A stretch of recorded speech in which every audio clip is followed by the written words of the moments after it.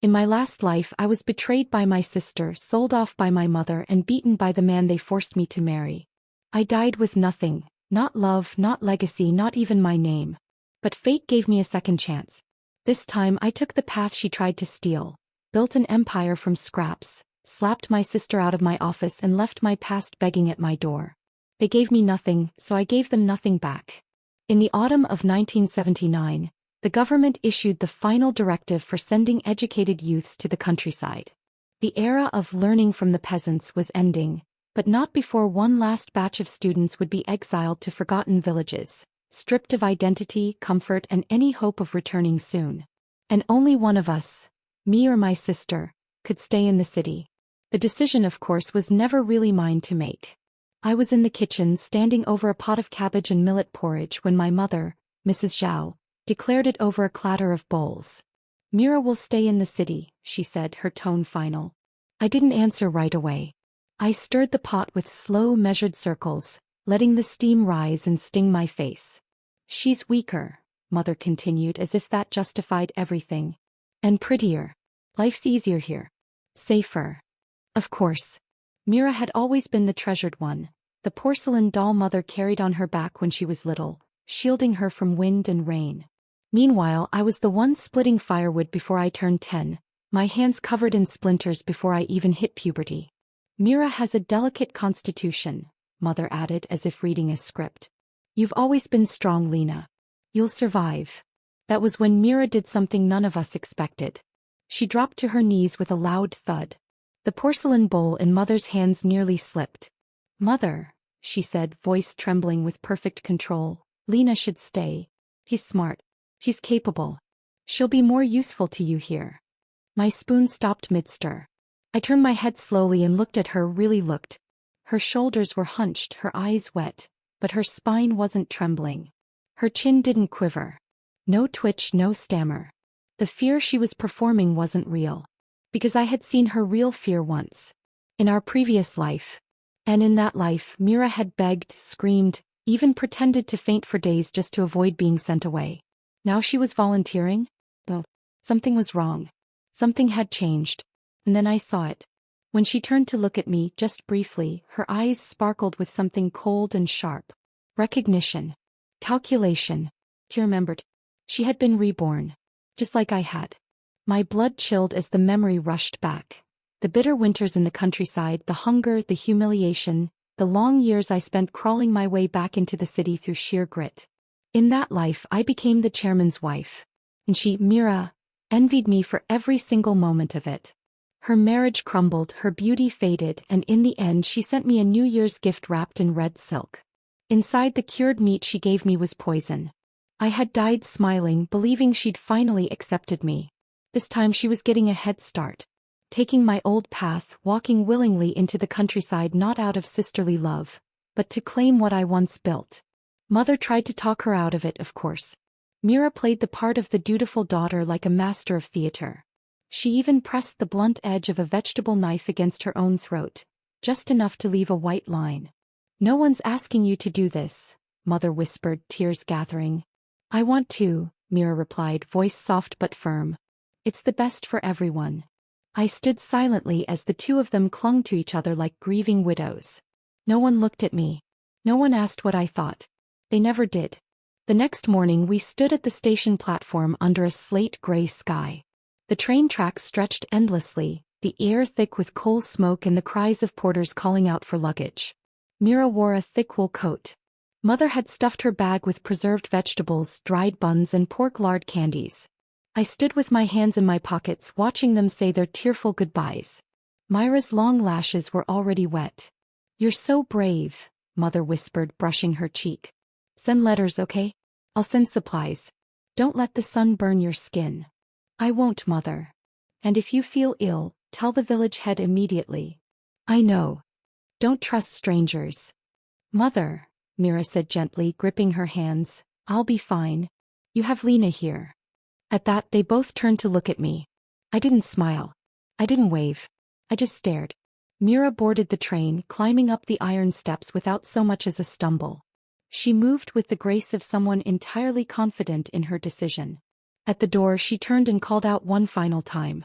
Lena, she smiled. This life I will become the chairman's wife. Mother blinked, confused. But I heard it for what it was. A warning. Or a challenge. My lips curled into a faint, unbothered smile. I replied simply. A sound that meant nothing and everything. Mira seemed annoyed by my lack of reaction. Her brows pinched just slightly before she disappeared into the carriage. The whistle blew. The train hissed, groaned, and began pulling away from the station. As it did, I saw her face again, framed in the small square window, eyes still on me. Watching. Measuring. I didn't flinch. I stood there until the train became a distant blur across the far fields, until the wind shifted and the station cleared. Then without looking back I walked toward the city gates. That night Mother acted like nothing had changed. She told me to stop dreaming about education. That the technical school entrance exam was impossible. That I needed to find work. Fast. That Mira would need parcels and medicine and cloth. That I should help because your sister sacrificed everything for you. I didn't argue. I just sat at the table and nodded. But inside I had already made a promise. In the last life I clawed my way back into the city after years in the mud and cold. This time I started here. And I would not be climbing back into someone else's life. I would build my own empire. And when Mira returned, if she returned, she would learn that it was never the path that made me powerful. It was the fire inside me that refused to die. The days after Mira left were unusually quiet. Too quiet. Mother didn't speak to me unless she needed something. The air inside our narrow apartment hung thick with blame, as if I'd forced Mira onto that train myself. It was laughable, really. I hadn't said a word. Mira had practically begged for it, performing a teary martyr act that Mother had swallowed whole. I still remembered how she'd pressed the dull knife to her throat that night.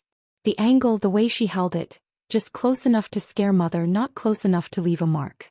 Mira knew exactly what she was doing. That wasn't fear. That was theater. And Mother, of course, was her perfect audience.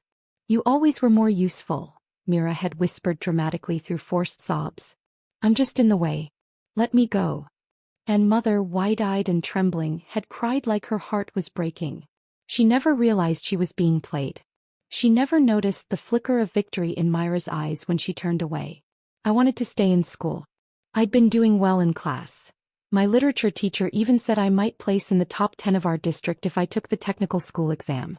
But the day after Myra's train left, Mother yanked the textbooks from the desk and shoved a small bundle of pork lard candies into my coat pocket.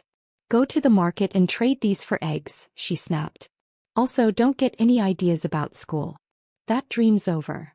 I stared at her. Why? I asked plainly. Your sister's gone to the countryside, she replied like it was obvious. She's suffering. You need to find a job. We'll have to send her food and clothing, and your father's pay barely keeps us fed. She didn't say it, but she meant it. Mira had sacrificed for me, so now I had to give up everything to support her. I can study and work, I said quietly. There's a 6-month course at the Open University. Heap.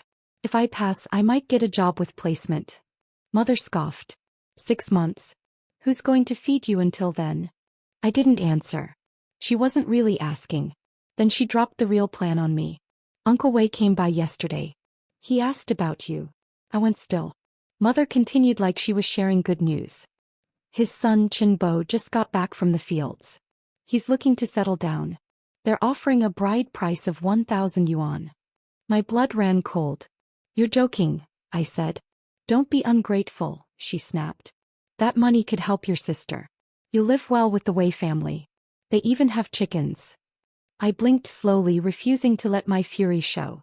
If you like their chickens so much, you marry him, I said. She gasped. If you have time to arrange marriages, I added, you have time to go raise ducks. Mother lunged at me with a broomstick, shrieking, ungrateful child. After everything I've done for you. I didn't stay to listen. The next day Chin Bo showed up outside our building. He was taller than I remembered, barely, but everything else was the same. The lazy eyes, the crooked teeth, the way he smacked his lips while chewing sunflower seeds. He sauntered over like I already belonged to him. I heard you're going to be my wife, he said, grinning. I heard pigs can fly, I replied flatly. He laughed like I was flirting. Then he reached for my wrist. That was a mistake. I grabbed his thumb, twisted it backward and kneed him hard in the stomach. He crumpled to the ground like a sack of spoiled grain, groaning for his mother. "You touch me again," I said calmly, "and you'll be eating from a straw." When I turned to leave, I caught a few neighbors watching from their balconies, mouths agape. One of them even clapped. I didn't smile. I didn't have time for applause. That night, I waited until Mother was snoring before I crept into her bedroom. The old wooden money box sat tucked beneath her bed, just like always, worn, rusted and secured with a flimsy latch. It had a pink peony carved into the top, now faded and chipped. I paused. I had never stolen a single thing in my life. But I wasn't stealing now. I was reclaiming what was mine. Mother had never bought me a coat. Never paid for my pencils. Never packed me lunch when I walked across town to school in the snow. Mira had been her golden child. I'd been her laborer. I took 50 yuan. Just enough to pay rent and apply for the training course. From the window, I saw her stir in her sleep. Then I turned and slipped out of the house forever. The town I moved to was small, 2 counties away. No one knew me there. I found a single-room rental above a rice shop. The walls were yellowed from years of cigarette smoke and the bed was as hard as brick. But I had my own door, my own key, my own future. I spent the first few days boiling water in my little tin pot and reading under a flickering bulb. I couldn't afford curtains, so I used my winter coat to block the window at night. The open university campus was no bigger than a primary school.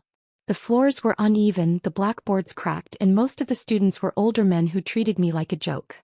"You here for a husband?" one of them sneered on the first day. I didn't answer. By the second week, I was solving mechanical diagrams faster than anyone else in the class. The jokes stopped. At night, I worked on my old textbooks by candlelight.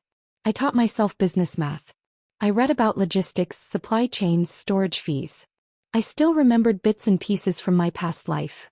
What had worked, what hadn't. I wrote down everything. Not dreams. Plans.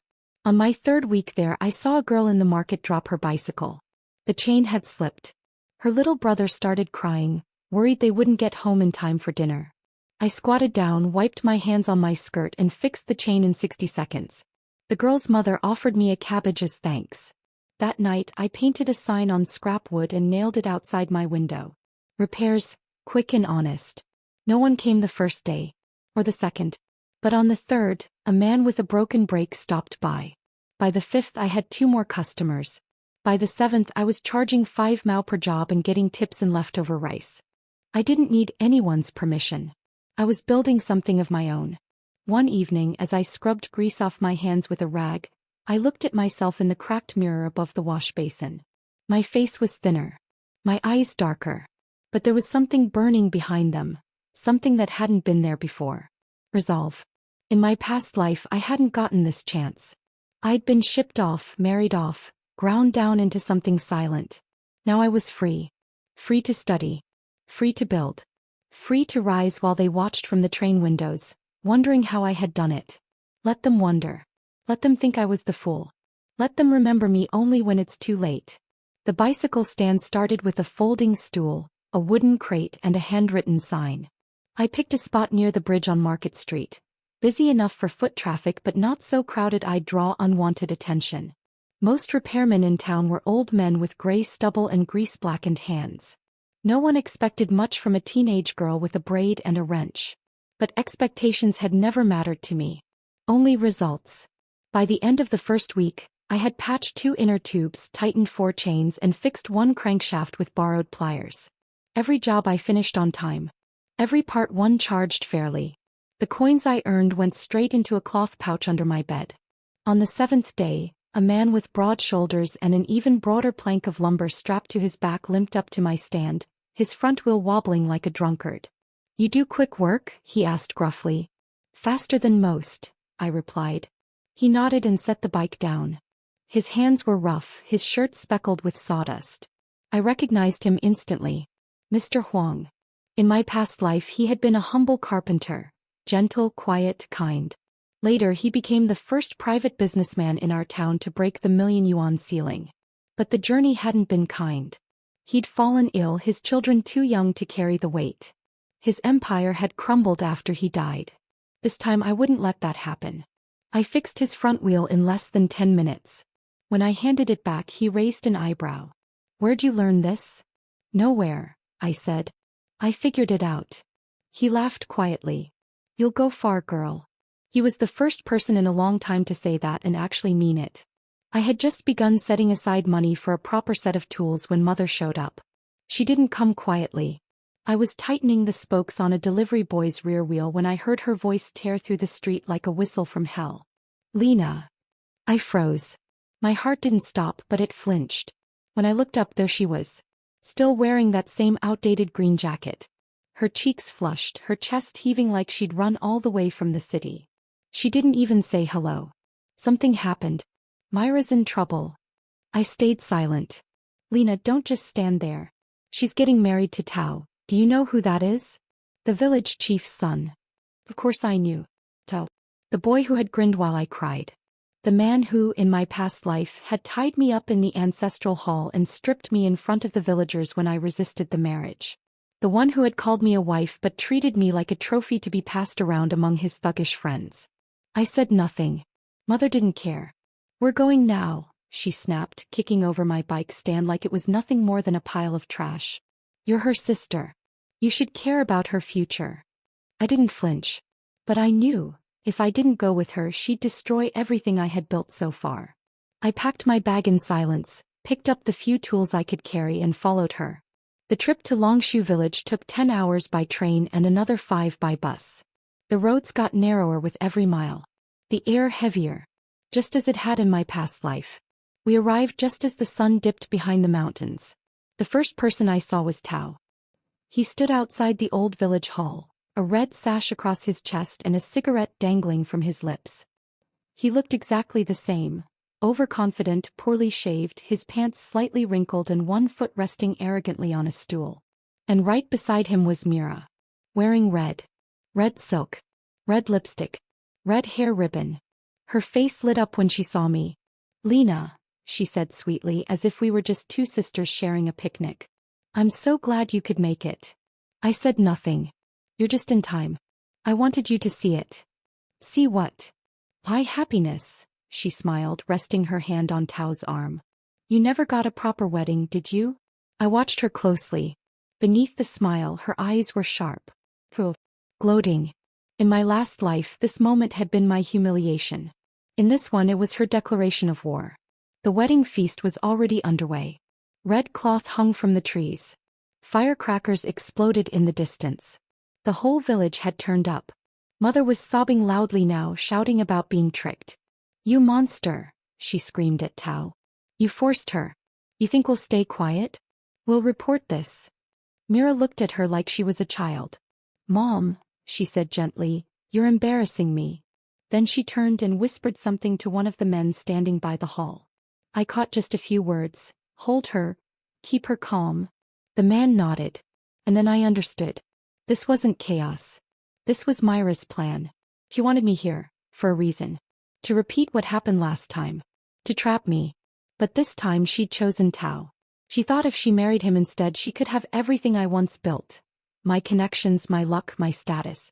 Without paying the price. But she was wrong. Because I remembered everything. And I came prepared. Inside the village hall, the air was thick with rice wine and smoke. Tao's friends lounged around, leering and laughing. Their eyes followed me the second I stepped in. I told you she'd show, one of them muttered. Didn't think she'd be this pretty though. Another snorted. She's a city girl. Thinks she's better than us. The doors closed behind me. I saw Mira at the front table holding a wine cup. He beckoned me over. Come, she said. Toast with me. I approached slowly. My right hand was in my coat pocket. You always liked wine, she said. This is special. For you. She poured a glass and slid it toward me. I didn't touch it. I don't drink, I replied. Father said he'd break my legs if I ever did. She flinched. Just barely. But I saw it. She remembered that line. It was exactly what I'd said in our first life. And she remembered what came after. What she did. Suddenly the air changed. Two of Tao's friends shifted behind me. One took a step too close. Another reached toward my wrist. Bad move. In one motion I turned and knocked over the table. The wine glass shattered. Mira screamed. Before anyone could grab me, I pulled the fruit knife from my pocket and lunged, not at Tao. Mira. She stumbled back, eyes wide, but I was faster. I slammed her to the ground and pinned her wrist to the dirt floor. Let me leave you something to remember me by, I whispered coldly. She shrieked. But I didn't hesitate. The knife came down. A flash of silver. A spray of blood. A pale pinky finger dropped to the floor like a broken twig. Silence. No one moved.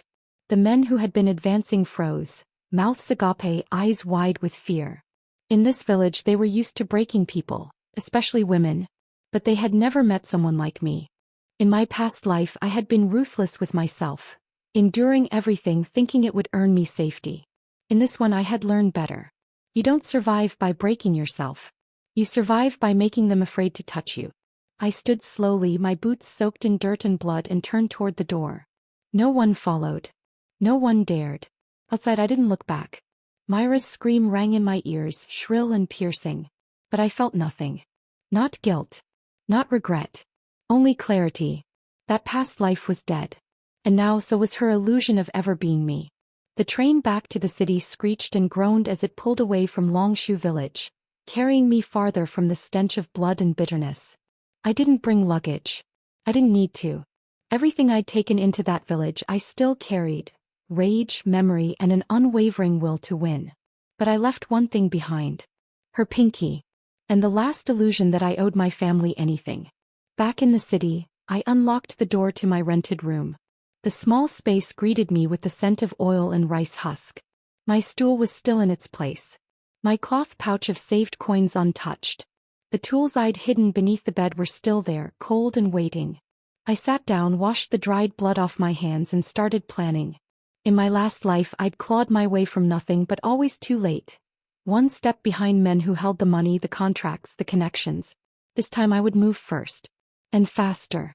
Mr. Huang returned to my bicycle stand 3 days later with a loose pedal and a tighter expression. You disappeared, he said. I shrugged. Family emergency. He didn't pry. Just nodded and lit a cigarette. After a long silence he said, I've been thinking of expanding. Wood supply. There's a shortage everywhere. Especially down south. I wiped my hands on my apron. Then let's go into business. He looked at me like I'd suggested climbing Mount Tai barefoot.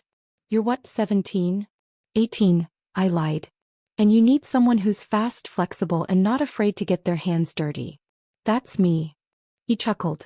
You don't scare easy. I've met worse than wood prices. And that was how it began. We scraped together what little capital we had and started sourcing lumber from small mills in the outskirts. The South had paper factories that couldn't keep up with demand. If we could get lumber to them faster and cheaper than their current vendors, we'd be in business. Transportation was the real hurdle. You needed permits. Bribes. But I wasn't afraid of red tape. I was afraid of going back to being powerless. And that fear made me bold. Our first big shipment was set to arrive at the East Dock, an overworked hub lined with rusting cranes and bureaucrats in sweat-stained shirts. I arrived early that morning with the papers tucked into my satchel and a flask of tea for luck. Mr. Huang walked beside me, quieter than usual. They don't like outsiders, he murmured. Then they'll hate me, I replied. I'm used to it. Standing at the unloading point was a man I recognized instantly, Deputy Lin. Tall, broad-shouldered, and mean-eyed, he leaned against a rusted stool like he owned the whole port. Technically he didn't, but practically, he decided who loaded, unloaded, and moved cargo in this town. He was the gatekeeper. And we were nobodies. Shipments overweight, Lin grunted after barely glancing at the papers. We'll need a handling fee. How much? I asked. 500 yuan. Mr. Huang gasped. That's robbery. Business, Lin corrected with a smirk. I stepped forward. We don't have 500, I said. But I can give you a promissory note. I'll pay it once the shipment's sold. Lin rolled the cigarette between his fingers and let out a laugh. I don't take IOUs from little girls with grease on their faces. I reached into my satchel, pulled out the note, and held it out anyway. He didn't even look at it. Just tore it in half. That was his answer. I took a slow breath. Then I stepped back, found a discarded iron shovel leaning against a crate, and slammed it into the concrete between us, handle quivering like a warning. The dockworkers jumped. Even Lynn blinked. If you won't take the note, I said calmly, then let's do it the hard way. I glanced around, raising my voice just enough to draw attention. I've got witnesses.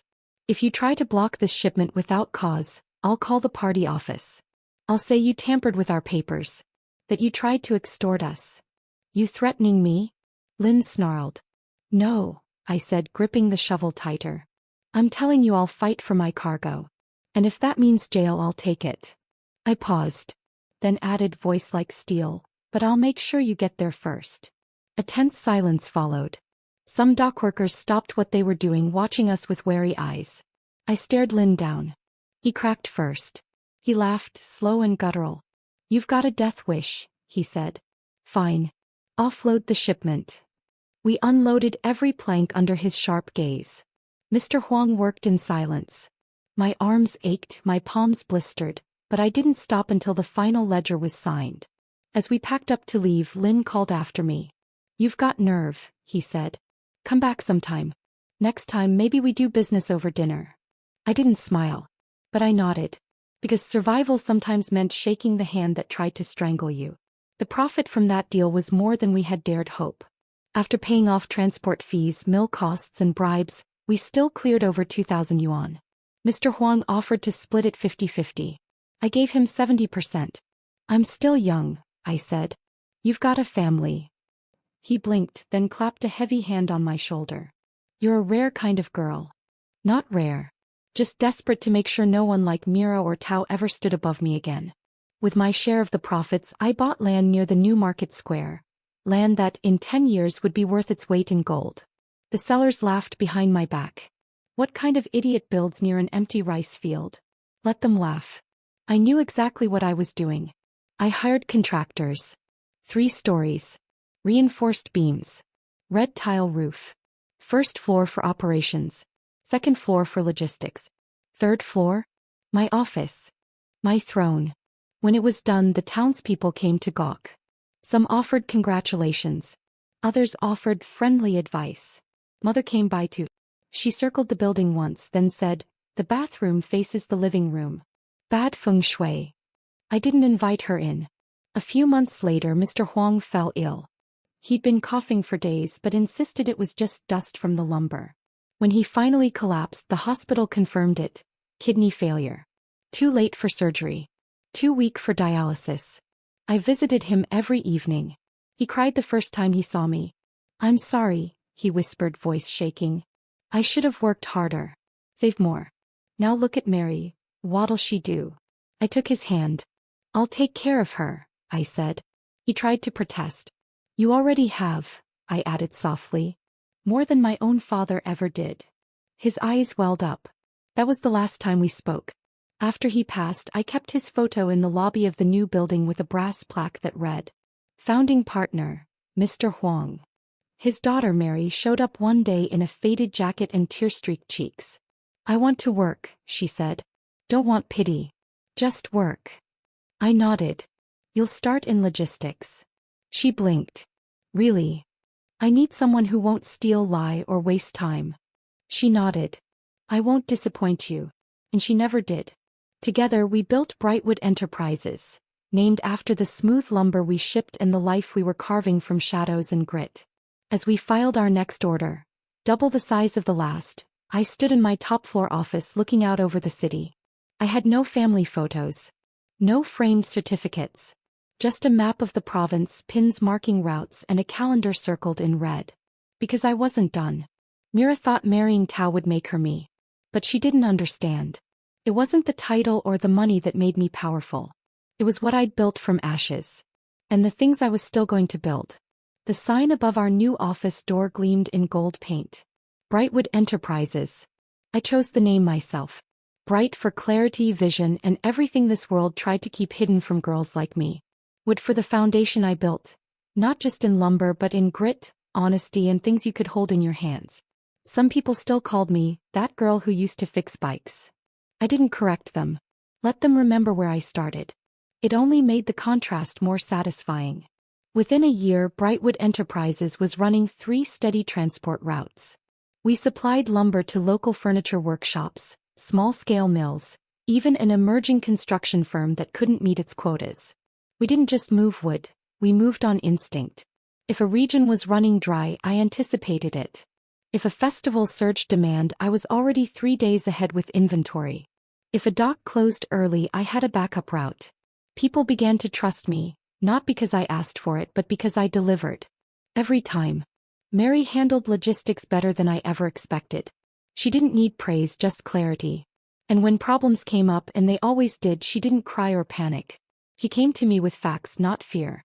Xinhua Mill just slashed our contract rate by 12%, she told me one morning, sliding a wrinkled invoice across my desk. They're trying to squeeze us. I skimmed it, then glanced out the window. What's their backup plan? They don't have one. The northern suppliers are flooded. Their roads are closed. I smiled. Good. Then we raise the price 5%. She blinked. Raise it. They're bluffing, I said. And I don't play games I didn't start. We raised it. They paid it. Brightwood grew quietly but quickly. We didn't throw banquets or hang lanterns. No lion dancers paraded our streets. But people noticed. A woman running a logistics and lumber company? In the early 1980s? Unheard of. But there I was, ink-stained fingers, wind-burned face, and an iron ledger of completed orders. I didn't wear heels. I wore boots. I didn't wear makeup. I wore purpose.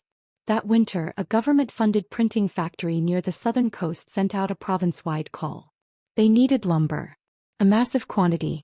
Fast. The paper industry was booming post-reform. Demand was exploding. Their previous suppliers had failed them due to port backlogs and inland flooding. Whoever could fill the gap would win a 3-year exclusive contract. It was the kind of deal that could change everything. That night I didn't sleep. I stood on the rooftop of the Brightwood office, coat flapping in the icy wind, staring at the city lights like they were moving targets. This was my chance. My hands clenched the railing. And I whispered into the wind. Let them remember the name Lena Zhao. When I brought the contract details to Mary, she looked up from her ledger, eyes wide. It's huge, she said. Too huge. I asked. She hesitated. If we mess it up, the penalties are triple. And we'll be blacklisted. I know. She glanced down at the papers again. Then we go all in. We called in every favor. Every contact. Every dusty name in the margins of old order books. I sent telegrams to 4 lumber mills. 2 answered. The 3rd hesitated. The 4th asked if I could guarantee the deposit. I wired it without blinking. I sold my second-best truck to cover raw material costs. I pawned the office typewriter to hire 2 temporary drivers.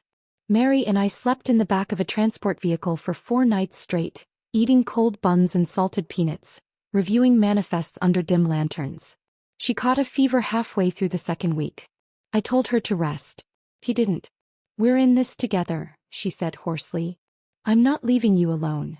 I didn't argue. Because deep down I needed her. Sabotage came on the 12th day. Someone slashed the tires on 2 of our loaded trucks at the depot. One of the drivers, a boy from another province, panicked and quit on the spot. I could smell the fear. Someone didn't want us to succeed. Maybe it was a rival firm. Maybe it was a cousin of Tao's. Maybe it was just fate trying to test me again. But I didn't flinch. I rolled up my sleeves, grabbed a wrench and replaced the tires myself with Mary's help. By midnight the trucks were back on the road. I rode with the lead vehicle, navigating dark mountain curves with numb fingers and a dry throat. But I didn't stop until I saw the glow of the southern docks. And when I stepped out, sun rising behind me, I raised my arms and shouted, "Brightwood delivers." The dock workers stared. Then they broke into cheers. We filled the order. To the last plank. The printing factory signed the contract that afternoon. 3 years. Sealed and stamped. When the deal closed, we'd net nearly 60,000 yuan over the term. Mary wept. I didn't. I just sat down in the corner, stared at my grease-covered boots and whispered to myself, this is only the beginning.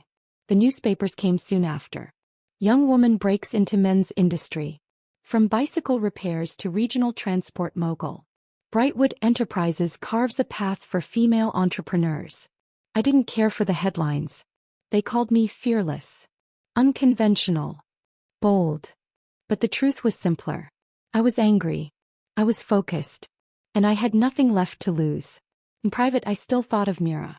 I imagined her waking up in that moldy village house, married to Tao, pretending it was a sacrifice when it was just a poor trade. She'd wanted the crown, but never the scars that came with earning it. I didn't hate her anymore, but I would never forgive her. Not for what she took in our last life. Not for what she tried to steal in this one. Let her watch me from whatever gutter she crawled into. Because I wasn't just the chairman's wife this time. I was the one carving the throne. The day of the housewarming, the sun rose bright and arrogant. It felt right. The new Brightwood headquarters stood proudly beside the market square, 3 stories of red brick, arched windows and polished wood signs. The building wasn't just a structure. It was a monument. A symbol of everything I had carved with my own hands, every sleepless night, every cut, every bruise. The first floor buzzed with laughter and conversation. Long tables were lined with food, steamed buns, stir-fried vegetables, pork ribs in sweet sauce. A red banner stretched across the ceiling. Brightwood, where grit meets growth. Guests milled about with bowls of hot tea, clinking glasses, complimenting the woodwork. Some of them were investors. Others were old workers who had stayed loyal when the docks tried to squeeze us out. Mary stood by the staircase, accepting compliments with flushed cheeks. I was on the balcony, overlooking the crowd when I heard the door swing open downstairs. And then, that voice. Oh, familiar. This wallpaper is hideous. My entire spine stiffened. I turned. Mrs. Zhao. Still dressed like the city owed her something, her expression sour as vinegar. Right behind her stood Mira, in a coat 2 seasons old but carrying herself like royalty. Uninvited. Unapologetic. Unbelievable. They walked in like they belonged there. Mother began inspecting the space with a critical eye, dragging her fingers across the edges of a carved railing like she was checking for dust. I don't know why you'd put a bathroom facing the living room, she muttered. Such bad feng shui. I'll have someone tear that down. I stared at her. She stared back smugly like she still believed her opinion mattered. Mira walked in next, unbothered by the stares. She carried a bag, large and floral, and dropped it unceremoniously in the hallway like she was moving in. Oh, Lena, she cooed as if we were friends catching up over lunch. I didn't realize your office was so spacious. I didn't answer. Guests nearby fell silent, watching. The room, which moments ago had been warm and buzzing, was now frozen. Mira didn't seem to notice. Or didn't care. She peeled an orange slowly, then looked up. I'm planning to open a dumpling shop in the county, she said casually. Give me the land next to yours. Just like that. As if she were asking for a napkin, not prime real estate. I didn't move. I just stared. She smiled wider. This place, it's too big for you anyway. You can afford to share. Then, slowly, theatrically, she lifted her hand. The one missing a pinky. I lost this because of you, she said, voice loud enough for the whole room to hear. I went to the countryside in your place. I married Tao, who beat me, cheated on me, while you stayed here and got rich. Gasps rippled through the guests. Mira took the reaction as validation. She raised her hand higher like it was a trophy. I bled so you could have this life, she said. So yes, Lena, I'm owed. You should give me the shop lot. And the company shares. And... slap. My palm connected with her cheek before she could finish. A hard, echoing crack that silenced the room. She stumbled back, stunned. I took one step forward and slapped her again. Slap. This time her mouth fell open. The orange tumbled from her hands and rolled beneath the table. Then once more. Slap. The third one was for the poison in the cured meat. The betrayal. The smugness. The years she spent trying to become me instead of becoming someone worth anything. Tears sprang into her eyes, not from pain but from shock. Mira had always believed she was invincible in front of me. That our mother would always protect her. That guilt would silence me. But she was wrong. So wrong. You owe me nothing, I said, voice calm, clear and merciless. I never asked you to go to the countryside. You volunteered. I stepped closer, watching her flinch. You didn't do it for me. You did it to take what I built in my last life. You wanted my path. My success. But you didn't have the stomach for the pain it takes to build any of it. She opened her mouth. I cut her off. You made your bed, I said coldly. Now lie in it. Mrs. Zhao finally found her voice. She's your sister, she shrieked.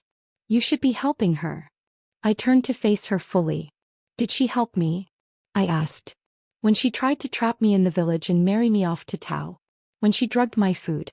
When she let Tao's thugs tie me up and parade me like cattle. Mother's face paled. I turned to the crowd, raising my voice just enough. This building wasn't handed to me. I didn't inherit it. I bled for it. While Mira was trying to steal her way up, I built my own ladder. No one argued. Aunt Lee from the Seamstress Guild crossed her arms and muttered, "Good for you, girl."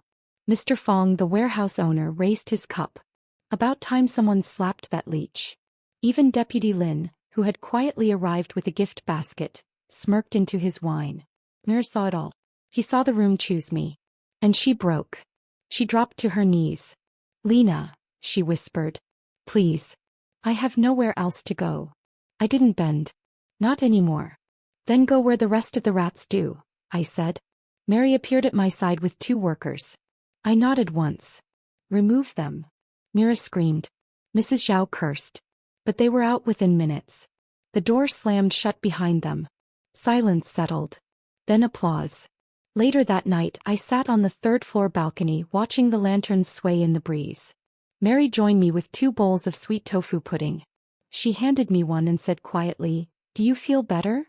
"No," I said. "Will you?" I stared into the city skyline. "I don't need to."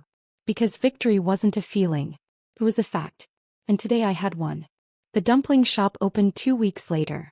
I heard about it before I saw it. From the whispers of workers who passed by my warehouse, from Mary's careful phrasing over tea, from the amused chuckles of market vendors. "She's calling it bright dumplings," one said. "She used the same red paint as your front gate," another added. By the time I walked past it myself, I wasn't even surprised. Red lanterns.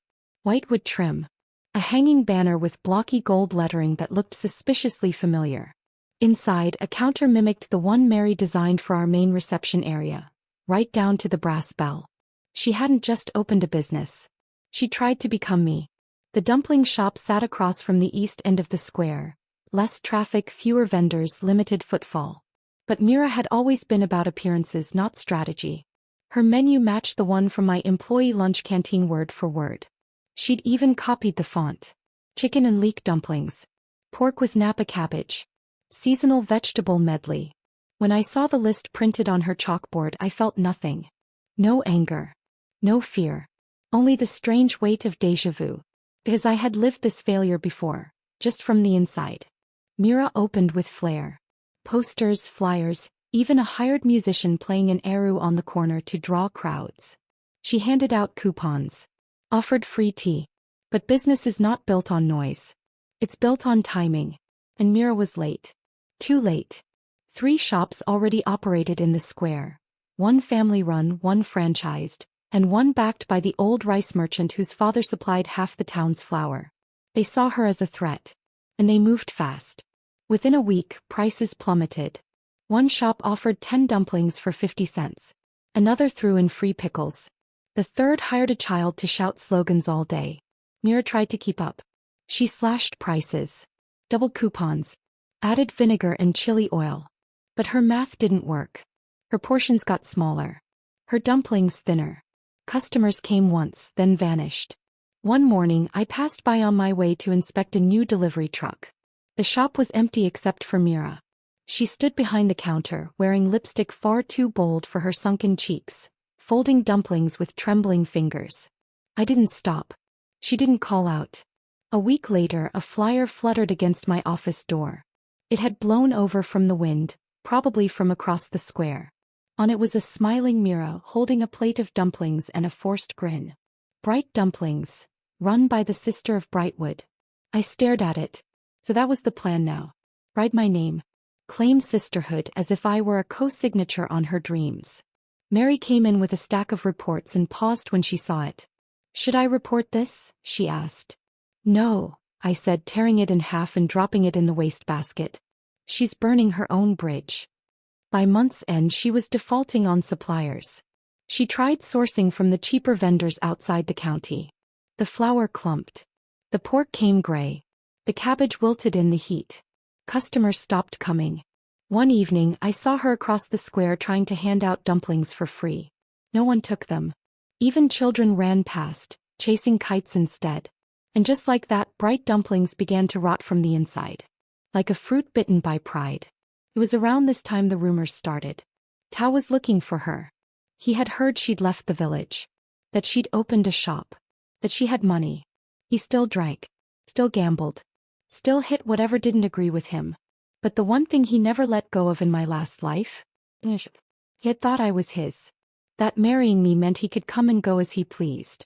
When I left him, he chased me across 3 provinces. Now Mira, with her red lanterns and desperate smile, was dangling herself in the same net.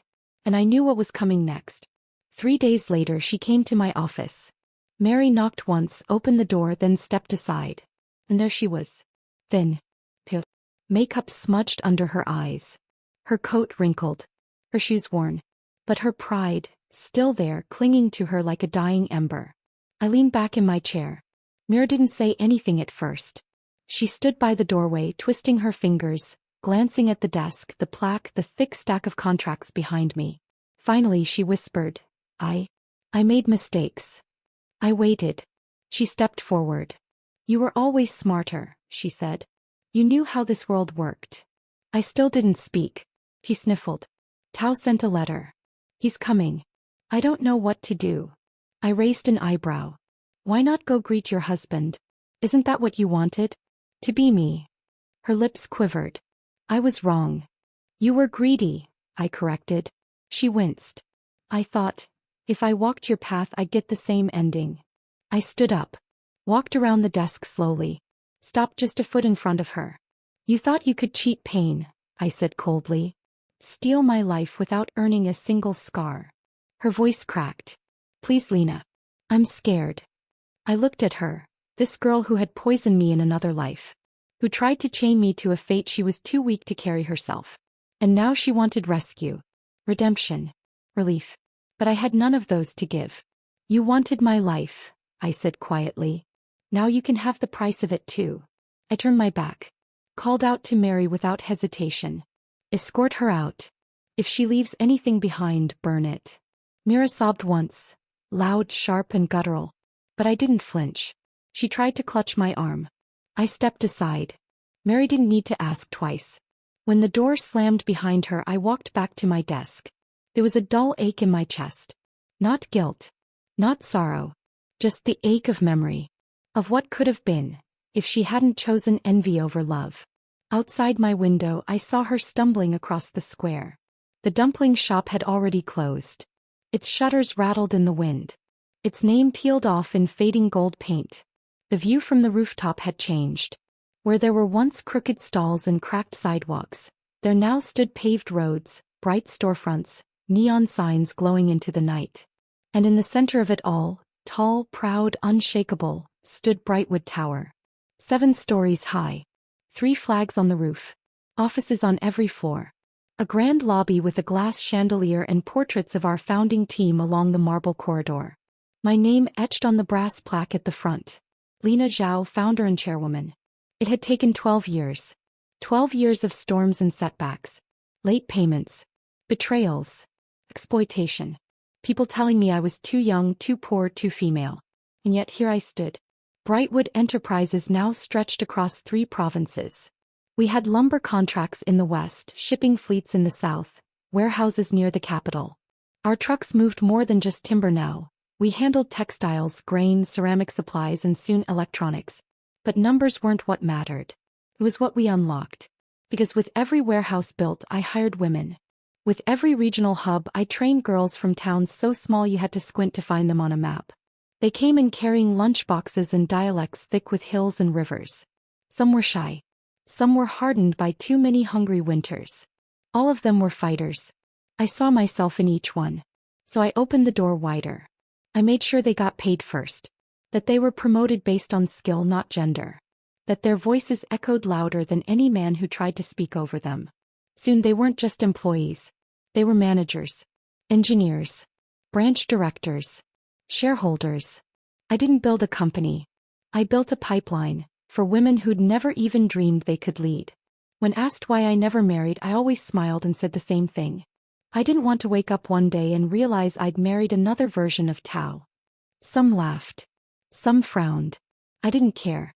Because while others tied themselves to households and bloodlines, I tied myself to impact. I had one life to live again. I wouldn't waste it trading my freedom for a ring. As for Mira, she vanished from public life not long after the dumpling shop closed. Rumor had it she returned to the village with her tail between her legs. Tao never found her. Or maybe he did and she disappeared in a way no one would admit aloud. All I know is, her name never surfaced again. Mrs. Zhao, on the other hand, remained in the city for a time. I allowed her a modest allowance, enough to rent a single room near the train station and keep herself fed. She'd asked for more, of course. Screamed about filial duty, respect, sacrifice. But I never forgot the night she sold me off for a bride price, smiling as if I were a mule brought to market. Some debts are better left unpaid. One spring morning, I took a detour during a business trip to the outskirts of my childhood county. I hadn't been back in years. The old school had changed, repainted, rebuilt, renamed. A plaque now stood in the courtyard. The Lina Zhao School for Girls. Established 1991. I stood before it in silence. Dozens of young girls in green uniforms ran by, giggling, braiding each other's hair, books clutched to their chests. Some played ball. Some recited lines in unison. All of them unaware that once, I had sat in those halls wondering if I'd ever be anything more than invisible. I met with the principal, a sharp woman named Ms. Wren. She poured me chrysanthemum tea and asked gently, "What made you come back?" I answered with a check. A scholarship fund for rural girls. Full tuition. Textbooks. Housing. Job placement upon graduation. She cried when she saw the amount. I didn't. Because I wasn't giving charity. I was investing in my past self, and every girl like me who had been told to shrink. Later that night, back in the city, I returned to the rooftop of Brightwood Tower. The wind was strong. Lights blinked across the skyline like stars come down to visit. I looked out, not down.